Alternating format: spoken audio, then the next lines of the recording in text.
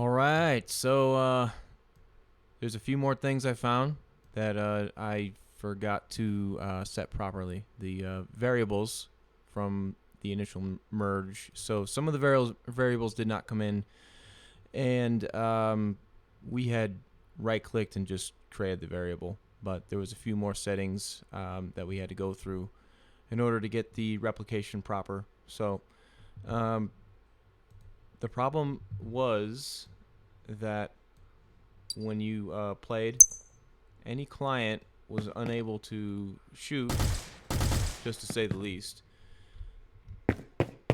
Basically, there was a whole lot of things not happening in replication. So this is not going to fix the AI yet. However, these are needed. So I'm going to go over where they are real quick because I've taken all note. So the first one is going to be the flag reference. You want to make sure that is set to replicated. And current weapon. Okay, replicated, as you can see. Primary weapon. Actually, I'm just going to type in weapon. Okay, alright, so primary weapon was replicated. So make sure that is set to replicated. Secondary weapon, replicated. Current intractable. So let me just type that in. Current interactable. Okay.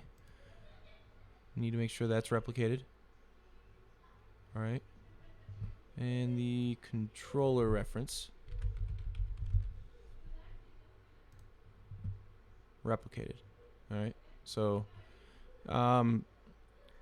whenever you're merging code, you got to make sure that the variables are set the same way, as otherwise things will not work, especially in a networked game. So that should get you going there. One more thing though, I had a self reference here, and that was actually spitting out some errors that I couldn't read the property. So I removed that for now.